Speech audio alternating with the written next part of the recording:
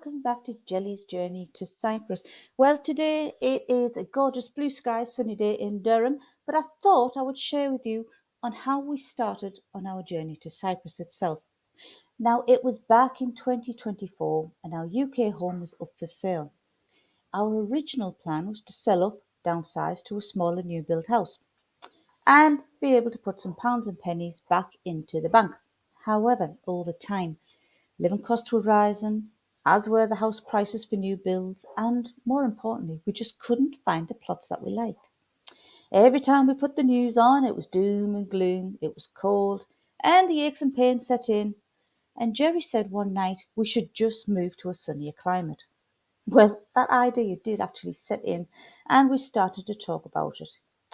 We talked about Cyprus and our favourite place where we have had such fabulous holidays.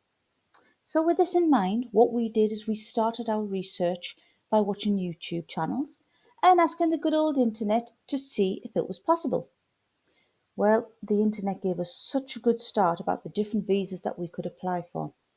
We also posted questions on the Cyprus Facebook pages, yet everyone seemed to have different answers. And in the end, it became a tad confusing. However, what we do remember is finding and watching one YouTube video from Tom in Nutters in Cyprus and about his journey to Paya. Now, he mentioned about gaining residency and he discussed the Irish EU passport. Brian from Path to Paphos also has mentioned this as well. Well, this was a breakthrough moment for us as Jerry has that Irish passport. We were like, woohoo! Step one in the bag. It led us and motivated us to do a little bit more research into the pink and the yellow slips that link to the residency in Cyprus. We learned that if you had an EU passport, you could apply for the yellow MEU1 form, which is what is needed. It was at this time that our house received an offer and it suddenly became very, very real. My head was mashed from all the information that we received, but I also went into a mini panic to see if we actually could do the move to Cyprus. So what we did is we decided to directly contact an immigration lawyer from Cyprus. Now, the immigration lawyer that we did speak to is linked to one of the estate agents over there, and Blue Surf Properties and Karen have been absolutely fantastic. Karen is the best, but please watch out for those videos a little later. Now, the immigration lawyer gave us a free first consultation, which we did by email. And in this email, we shared our passport status, our aims of what we want to do, and the finance that we would have available. As we are not retiring yet, I am hoping that after buying a property in Cyprus, the cash left over from selling our UK home would be sufficient to gain residency before we start looking for employment and setting up as self-employed. Anyway, the guidance that came back was clear, was fantastic, and it really put my mind to ease. It was going to be doable. Woohoo! First major panic well and truly over.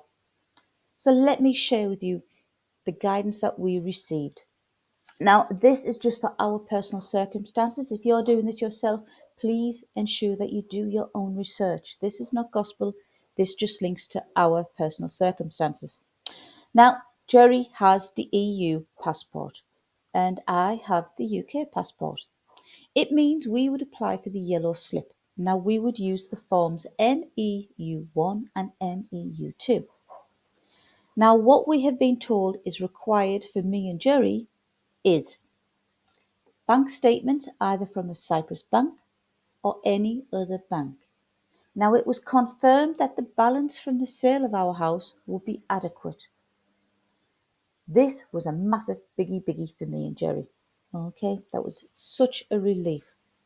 Now, what else is required is pay slips and all other documents evidencing your incomes from the UK employment. Now, the lawyer was aware that we would both be stopping UK employment and I would be closing my UK cake business down. Now, a utility bill is going to be needed to prove your residence in Cyprus. Now, we would be buying a property, but this also applies if you are renting for at least 1 year. Now, as Jerry's wife on a UK passport, I can be registered as his spouse of a European. Now, this permit can be renewed every 5 years. It was confirmed that a spouse of a European means that I can work either as an employee or, as I wish to do, become self-employed. Woohoo again. Now, being not a European citizen means that I will need to provide a clean criminal record.